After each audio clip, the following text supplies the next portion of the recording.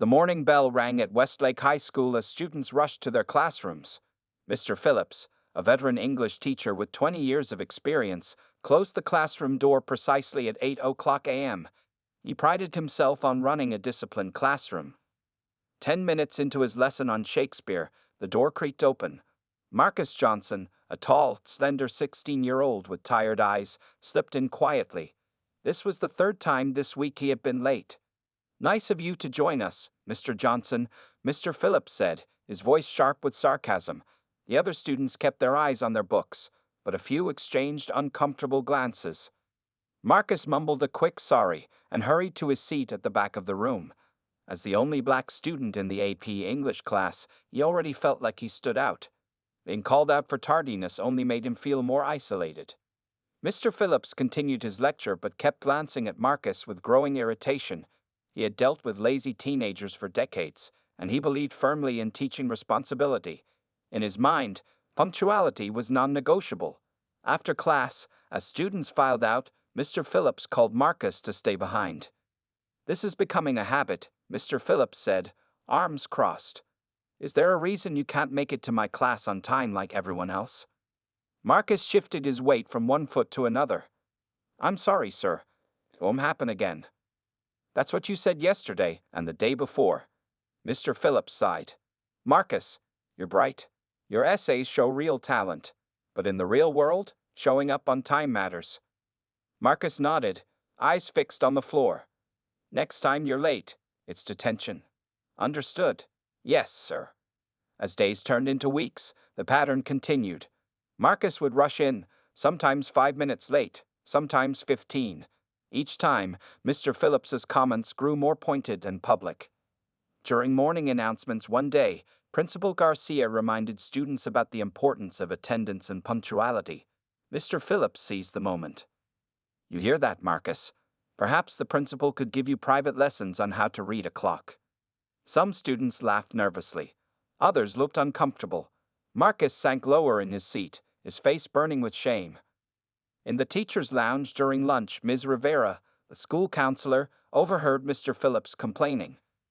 "The Johnson kid has been late to my first period every single day this week," he said, stirring his coffee with more force than necessary. "Smart kid, but completely undisciplined.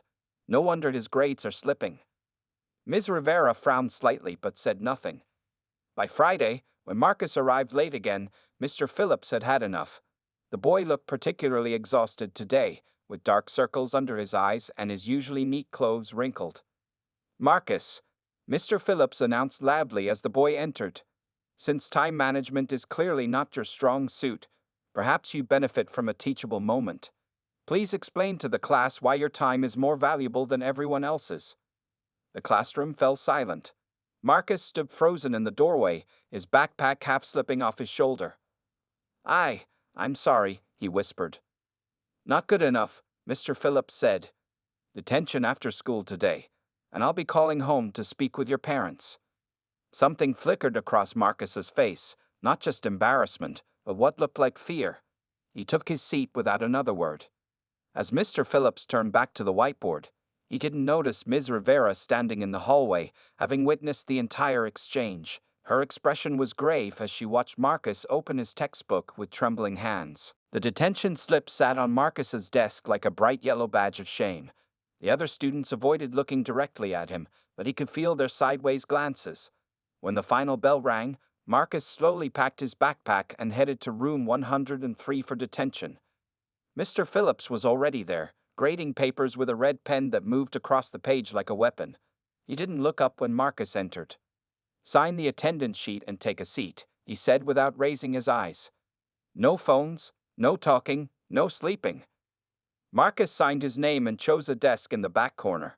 The room was empty except for him and Mr. Phillips. The ticking of the clock on the wall seemed unnaturally loud. After 30 minutes of complete silence, Mr. Phillips finally spoke. "I called your home today. No one answered." Marcus stiffened. "My mom works a lot." "I left a message," Mr. Phillips continued. "I expect her to call me back. Your tardiness is affecting your grades now. You've gone from an A to a C+ in just 3 weeks." Marcus nodded without speaking. His hands tightened around the edges of his notebook. "You may go," Mr. Phillips said, looking at his watch. "I expect to see you on time Monday morning." Monday came, and to Mr. Phillips's satisfaction, Marcus arrived before the bell. Tuesday and Wednesday, too. Mr. Phillips began to think his strict approach had worked. But on Thursday, Marcus was late again. This time, when he tried to sneak in, Mr. Phillips stopped his lecture mid-sentence. "Well, well, I thought we had solved this problem, Mr. Johnson." The entire class turned to look at Marcus standing in the doorway, his clothes slightly damp from the light rain outside. "I'm sorry, I had to." "Save it," Mr. Phillips interrupted. "Since my detention clearly didn't make an impression, perhaps public accountability will. From now on, every minute you're late, you'll write it on the board for everyone to see." He pointed to a section of the whiteboard where he had drawn a chart labeled Tardiness Tracker, with Marcus's name already written on it. "Today that's—" Mr. Phillips made a show of checking his watch. 17 minutes. "Write it down." The classroom was completely silent as Marcus walked slowly to the front. His hand shook slightly as he picked up the marker and wrote 17 minutes next to his name. "Thank you," Mr. Phillips said. "Now perhaps you'd like to explain to the class what was so important that you couldn't arrive on time like everyone else." Marcus stared at the floor. "It's personal, sir." "Personal," Mr. Phillips repeated with a scoff. "More personal than respecting your classmates' time. More personal than your education?" A girl in the front row, Emma, shifted uncomfortably in her seat. "Mr. Phillips, maybe we should continue with the lesson." Mr. Phillips ignored her. "No, I think this is an excellent teaching moment. In the real world, bosses don't accept it's personal as an excuse for being late." Marcus's shoulders tensed. "My situation is different." "Everyone thinks their situation is different," Mr. Phillips said. "That's the problem with your generation. You all think the rules don't apply to you." Marcus finally looked up, meeting Mr. Phillips's eyes. For the first time, Mr. Phillips saw something beyond embarrassment in the boy's face. There was anger, yes, but also a deep, heavy sadness. "You don't know anything about my life," Marcus said quietly.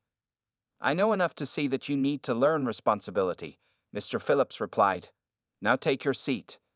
As Marcus walked to his desk, Emma whispered something to her friend. Mr. Phillips turned sharply. "Something to share with the class, Emma?" She hesitated. "I just said maybe there's a reason." "The only reason we need to discuss is respect for this classroom," Mr. Phillips cut her off. "Now, let's return to Macbeth." For the rest of the class, Marcus sat completely still, staring straight ahead. When the bell rang, he was the first one out the door. After the students left, Mr. Phillips noticed Emma had left a folded note on his desk. He opened it reluctantly. "You should talk to Ms. Rivera about Marcus," was all it said. The note from Emma remained folded in Mr. Phillips's desk drawer. He had considered throwing it away, but couldn't bring himself to do it. Still, he hadn't spoken to Ms. Rivera either. In his 30 years of teaching, he had developed his own methods for handling problem students, and they had always worked before. Parent-teacher conferences were scheduled for Friday afternoon. Mr. Phillips prepared a detailed report on Marcus's tardiness, complete with dates, times, and the corresponding drop in his grades. The evidence was clear and, in Mr. Phillips's mind, damning. Despite his lateness, Marcus's actual work showed remarkable insight when he bothered to turn it in. This only frustrated Mr. Phillips more. Wasted potential was his greatest pet peeve. "You have Marcus Johnson's mother at 4:15, Mrs. Green," the department secretary, reminded him as she dropped off more files. "Good," Mr. Phillips replied. "It's about time I met the parent who can't be bothered to get her son to school on time." Mrs. Green paused at the door. "Just so you know, we couldn't confirm that appointment. We left several messages, but no one called back." Mr. Phillips sighed heavily. Typical. At 4:15, Mr. Phillips sat waiting in his classroom, Marcus's file open on his desk. The minutes ticked by. At 4:30, he began grading papers. By 4:45, he was checking his watch every few minutes. At 5 o'clock, he closed the file with a snap and packed his briefcase. "No show," he muttered to himself, adding this to his mental list of evidence about Marcus's home environment. Like mother, like son. The following Monday, Mr. Phillips handed back graded essays. Marcus's paper had received a C, despite having some of the most original analysis in the class. "Mr. Johnson," Mr. Phillips said loudly as he placed the essay on Marcus's desk, "your tardiness has now affected your grade. 5 points deducted for each late arrival this month." He tapped the red marks at the top of the page. "That's 35 points total." Marcus stared at the paper, his expression unreadable, but the essay itself would have been an A, Mr. Phillips admitted. "Perhaps that will motivate you to arrive on time." After class, Marcus approached his desk. "Mr. Phillips, I need to keep my GPA up for college. Can I do extra credit to make up for the tardiness?" "The real world doesn't offer extra credit for showing up late to work, Mr. Johnson." "Please," Marcus said, his voice lower now. "I'm trying, really." Something in the boy's tone gave Mr. Phillips pause. For the first time, he really looked at Marcus, not just at his lateness or his mistakes, but at him. The boy looked exhausted. His clothes were clean but wrinkled, and he had lost weight since the beginning of the semester. But Mr. Phillips had seen too many students try to manipulate the system. He hardened his resolve. "The policy is clear and applies to everyone equally. If you want to improve your grade, arrive on time like everyone else." Marcus's shoulders slumped slightly, but he nodded and left without another word. That afternoon, Mr. Phillips overheard 2 students talking in the hallway. "Did you see Marcus in the library at lunch?" one asked. "Yeah, he was asleep with his head on his calculus book," the other replied. "Emma said she's worried about him. I heard he works night shifts somewhere." Mr. Phillips frowned as he walked past them. Working late was no excuse for chronic tardiness. When he reached the teacher's lounge, he found Ms. Rivera making coffee. "How are your classes going, John?" she asked pleasantly. "Fine, except for the Johnson boy in my first period," he replied, pouring himself a cup. "Bright kid, but consistently late. His mother couldn't even bother to show up for conferences." Ms. Rivera's expression changed subtly. "Marcus Johnson? That's the one. I tried everything. Detention, grade penalties.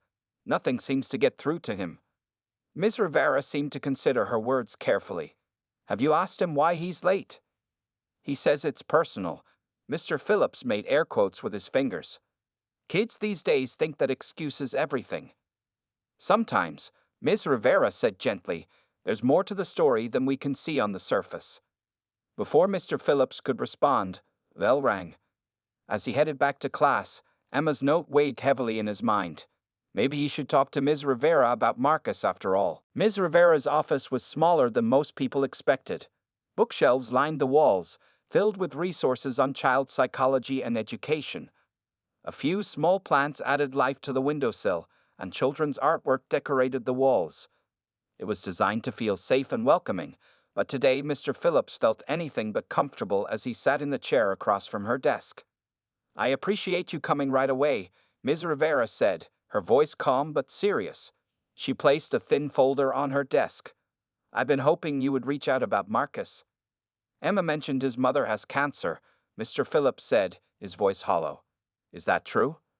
Ms. Rivera nodded. "Stage 4 breast cancer, diagnosed 3 months ago. It spread to her lungs and bones." Mr. Phillips closed his eyes briefly. "Why wasn't I informed?" "The family requested privacy," Ms. Rivera explained. "And honestly, I thought Marcus might have told you himself when the tardiness became an issue. When he didn't." She hesitated. "When he didn't, you assumed he had his reasons," Mr. Phillips finished for her. The realization of his failure weighed heavily on his shoulders. "John," Ms. Rivera said gently, using his first name, "I know you care about your students. You wouldn't be this upset if you didn't." Mr. Phillips shook his head. "I humiliated that boy, every day, in front of everyone." His voice cracked slightly. "I made him write his tardiness on the board like some kind of public punishment." Ms. Rivera didn't offer empty comfort. Instead, she opened the folder. "Marcus has been meeting with me once a week since his mother's diagnosis. With his permission, I'd like to share some of what we discussed." Mr. Phillips nodded, bracing himself. "Marcus lives alone with his mother. His father left when he was 6, and they have no other family in the area. When his mother was diagnosed, Marcus became her primary caretaker." She turned a page in the file, Each morning, he helps her with her medication, prepares her breakfast, and gets her comfortable before the home nurse arrives. The nurse is supposed to come at 7 o'clock a.m., but she's often late because she has other patients. And Marcus won't leave until she arrives, Mr. Phillips said, understanding dawning on him. Exactly. On days when his mother has a particularly rough morning, or when the nurse is late, Marcus has no choice but to be late himself. He takes the bus to school, which adds more time. Mr. Phillips remembered the rainy day, Marcus standing in the doorway soaking wet. The buses would run late in bad weather. Ms. Rivera nodded. He's been working evenings and weekends at the grocery store on Oak Street, too.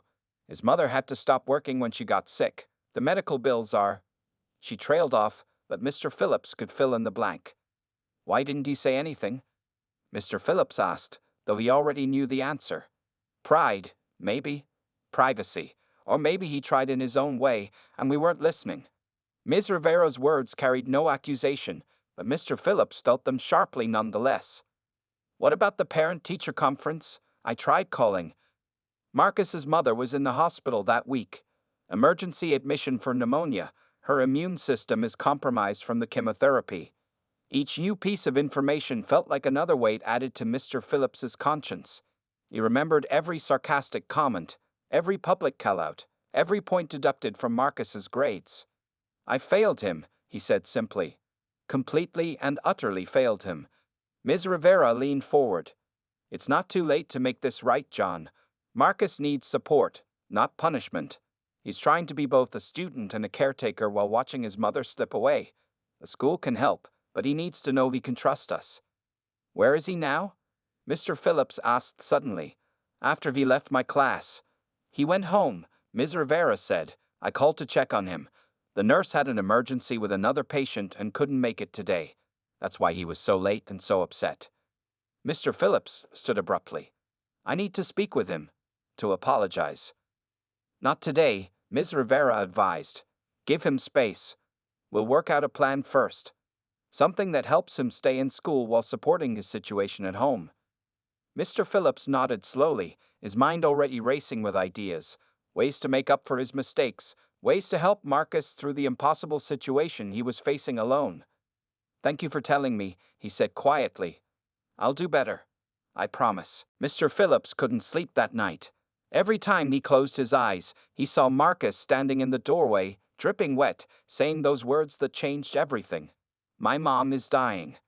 The next morning, Mr. Phillips arrived at school an hour early. He removed the tardiness tracker from the whiteboard and threw it in the trash. Then he sat at his desk and began to draft a new plan for Marcus, one that would accommodate his unique situation while helping him succeed academically. At lunch, he sought out Emma in the cafeteria. She sat with her friends but came over when he waved to her. Emma, I need to ask you something, Mr. Phillips said quietly. You mentioned your mother is Marcus's mom's nurse. Emma nodded. She's the home health nurse who visits their house.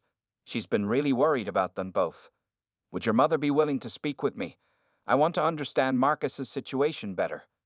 Emma looked surprised but agreed to ask. That evening, Mr. Phillips received a call from Emma's mother, Nurse Taylor. I appreciate you reaching out, she said after introducing herself. Marcus is in a difficult position that most adults would struggle with, let alone a 16-year-old boy. Ms. Rivera gave me some information, but I'd like to understand more about what Marcus is dealing with at home, Mr. Phillips explained. Nurse Taylor sighed heavily. Mia Johnson, that's Marcus's mother, was diagnosed with stage 4 breast cancer in August. By the time they caught it, it had already spread. She's undergone 2 rounds of chemotherapy, but the doctors aren't optimistic. Mr. Phillips swallowed hard. And Marcus is her only caregiver? Yes. They live in a small apartment on the east side. No other family to help. Marcus does everything: cooking, cleaning, managing her medications, helping her bathe on bad days. He schedules her appointments and makes sure she eats when she can. The kid has essentially become the parent. What about financial support? Mr. Phillips asked, remembering Ms. Rivera mentioned medical bills. Mia had to stop working, of course. They're getting by on disability payments and what Marcus earns at the grocery store. He works from 4 o'clock p.m. to 9 o'clock p.m. on weekdays and full shifts on weekends. Mr. Phillips felt sick. While he had been berating Marcus for being late, the boy had been working himself to exhaustion just to keep his family afloat. The morning is when Mia needs the most help, Nurse Taylor continued. The pain is often worse, and the medications make her dizzy and nauseous. Marcus won't leave until I arrive, no matter what. Some days I'm late because my previous patient needs emergency attention. Like yesterday, Mr. Phillips said quietly. Yes, yesterday was particularly bad. Mia had a rough night with pain, and Marcus was up with her most of the night. Then I called to say I couldn't make it due to another patient's crisis. He had to give her the morning medications and settle her before he could leave. Mr. Phillips thought about Marcus rushing through the rain to get to school, knowing his mother was alone at home in pain, and then arriving only to be publicly humiliated. Thank you for telling me this, he said, his voice thick. Marcus is an incredible young man, Nurse Taylor said softly. He never complains, never asks for help. His only concern is his mother and making sure she's comfortable. And despite everything, he's determined to keep his grades up because Mia always dreamed of him going to college. After ending the call, Mr. Phillips sat in silence for a long time. He thought about all the signs he had missed, or worse, the signs he had seen but interpreted through his own biased lens. The exhaustion in Marcus's eyes, the wrinkled clothes, the missed parent-teacher conference, the desperation to keep his grades up despite his tardiness. He had seen a disrespectful, lazy student. In reality, Marcus was showing more responsibility, maturity, and courage than most adults ever have to demonstrate. Mr. Phillips opened his laptop and began typing an email to Principal Garcia. The subject line read, Urgent. Support plan for Marcus Johnson. In it, he detailed everything he had learned and proposed several immediate actions the school could take. By the time he finished, it was past midnight. Before closing his laptop, he wrote one more email, this one to Marcus. It contained just 3 sentences. I know the truth now, and I am deeply sorry for how I've treated you. You deserve better from me and from this school. When you're ready, I'd like to talk about how we can support you through this difficult time. The faculty meeting room buzzed with conversation as teachers gathered for the emergency session Principal Garcia had called. Mr. Phillips sat alone in the back, his coffee untouched in front of him. He hadn't slept well in days, his mind constantly replaying his interactions with Marcus. Thank you all for coming on such short notice, Principal Garcia began. Ms. Rivera stood beside the principal, holding a folder similar to the one she had shown Mr. Phillips. This is about Marcus Johnson, a junior in the AP track who is facing extraordinary circumstances at home. For the next 15 minutes, Ms. Rivera outlined Marcus's situation to the shocked faculty. Mr. Phillips watched his colleagues' faces transform from curiosity to concern to dismay.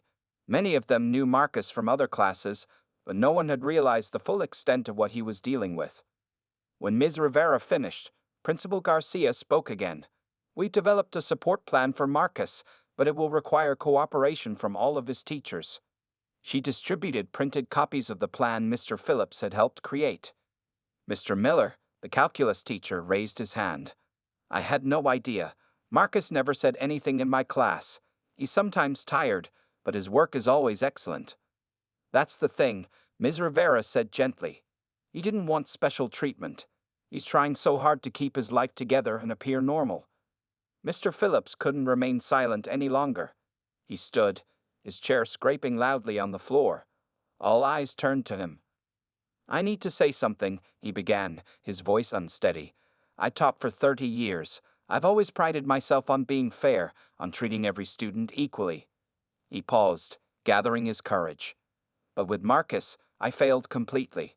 I didn't just fail to recognize his situation, I actively made it worse. The room was uncomfortably quiet as Mr. Phillips described how he had treated Marcus, the public humiliation, the grade penalties, the sarcastic comments.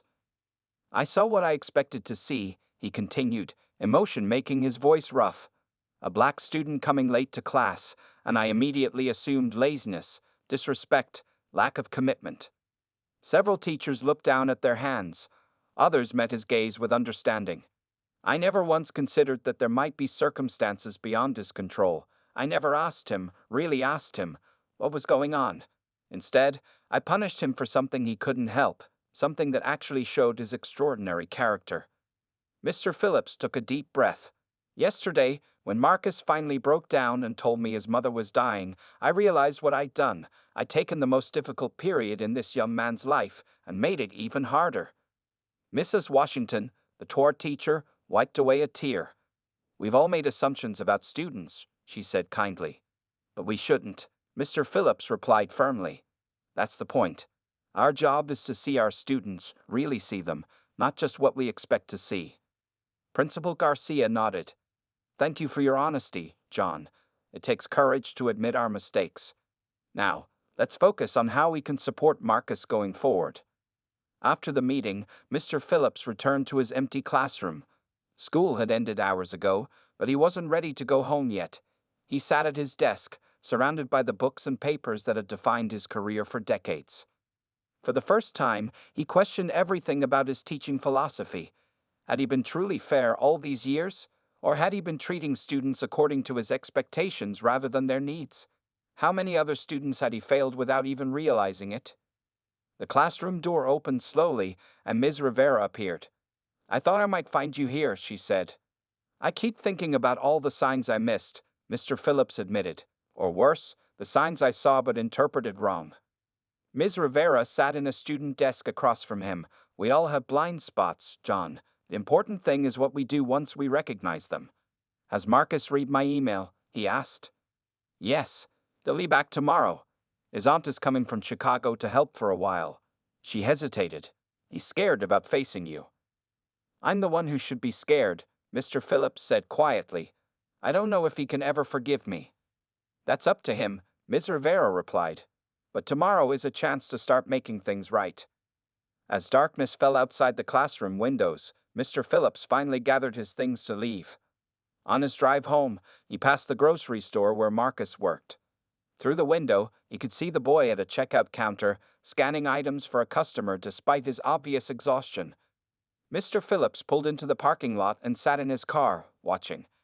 After everything Marcus had been through, was still going through, he was still showing up, still doing what needed to be done.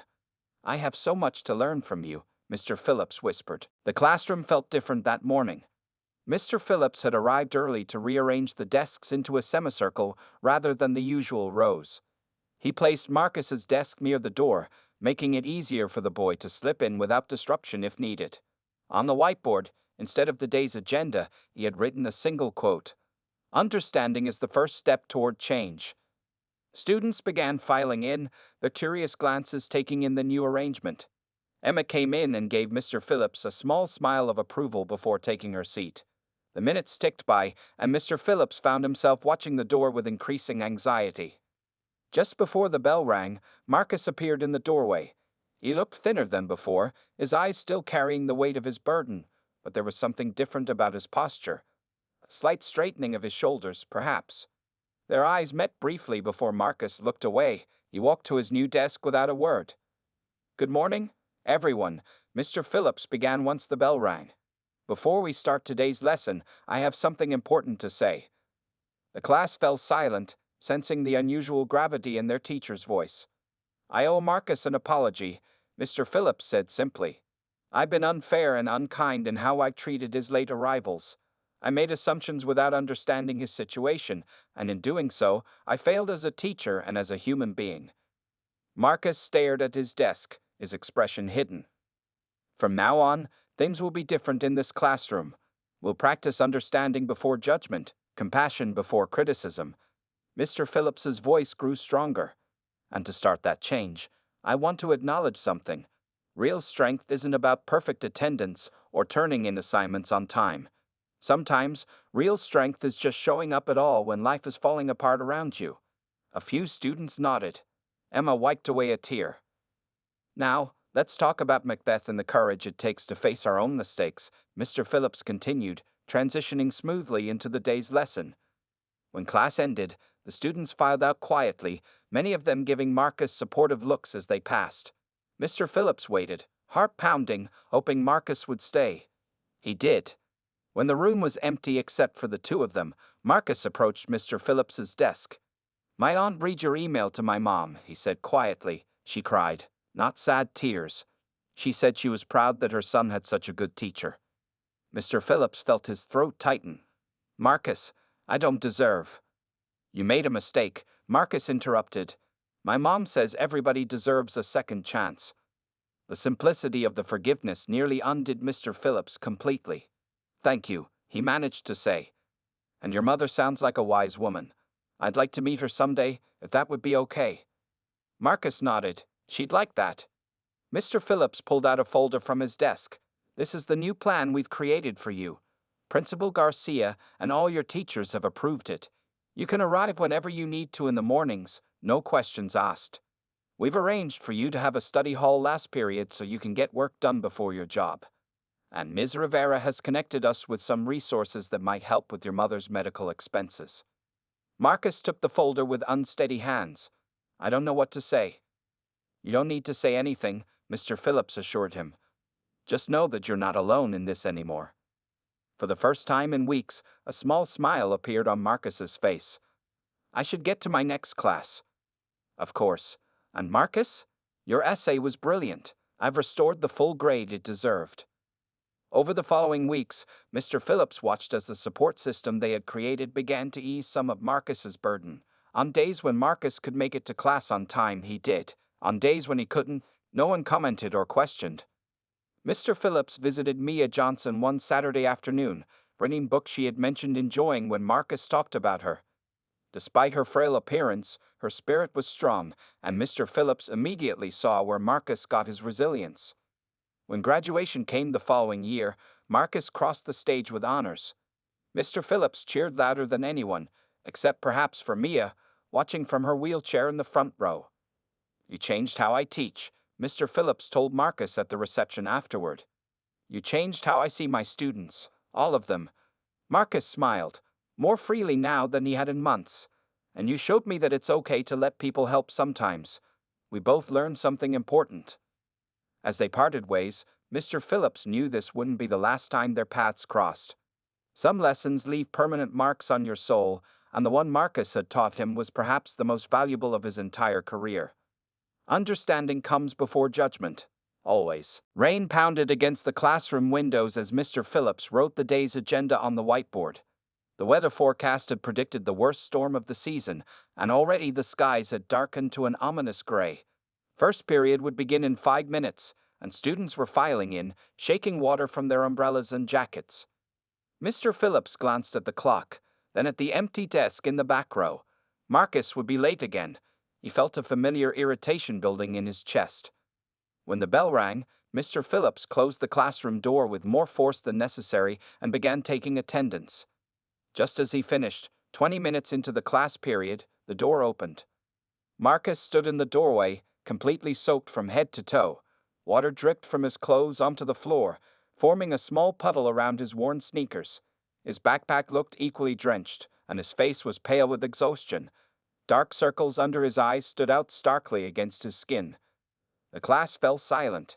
Even Mr. Phillips paused for a moment, taken aback by the boy's appearance. 20 minutes late, Mr. Johnson, he finally said, his voice echoing in the quiet room. I believe that's a new record. Marcus didn't respond. He just stood there, dripping. The tardiness tracker awaits, Mr. Phillips continued, pointing to the whiteboard where the chart displayed Marcus's previous late arrivals. For a long moment, Marcus didn't move. Then, slowly, he walked to the board, leaving wet footprints on the floor. He picked up the marker with a trembling hand and wrote 20 minutes next to his name. Would you care to explain yourself this time? Mr. Phillips asked, crossing his arms. Marcus turned to face him, water still running down his face. Whether it was rain or tears, Mr. Phillips couldn't tell. No, sir, Marcus said quietly. Something about his tone made Mr. Phillips pause. It wasn't defiant or sullen. It was empty. But Mr. Phillips had reached his limit. Weeks of tardiness, the missed parent-teacher conference, the constant disruption to his carefully planned lessons, that all boiled over. This is completely unacceptable, he said, his voice rising. Every other student in this room manages to arrive on time, regardless of the weather. What makes you so special? The students shifted uncomfortably in their seats. Emma raised her hand, but Mr. Phillips ignored her. If you can't bother to respect this class enough to arrive on time, Perhaps you shouldn't be in AP English at all, he continued. Maybe you're not ready for this level of commitment. Marcus flinched as if he'd been struck. For the first time since this pattern began, something changed in his expression. The emptiness in his eyes was replaced by a flash of anger and pain so raw that several students looked away. You don't know anything about me, Marcus said, his voice low but clear. I know enough, Mr. Phillips replied. I know that responsibility and respect are fundamental requirements in my classroom. Marcus looked at him for a long moment. Then, without warning, tears began mixing with the rainwater on his face. My mom is dying, he said, his voice breaking on the last word. The classroom went completely still. Mr. Phillips felt as if the floor had suddenly disappeared beneath his feet. What? He managed to say. But Marcus was already turning away. He grabbed his wet backpack and walked toward the door.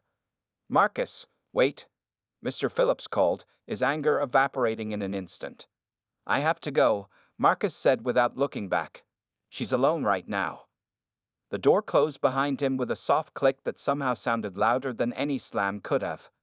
Emma stood up from her desk. Mr. Phillips, I tried to tell you. His mom has cancer. Stage 4. My mom is her nurse. Mr. Phillips stared at her, unable to speak. The other students looked down at their desks or out the window, anywhere but at their teacher. After a moment of terrible silence, Mr. Phillips walked to his desk and picked up the phone. His hands were shaking as he dialed. Ms. Rivera, this is John Phillips. I need to speak with you about Marcus Johnson, immediately.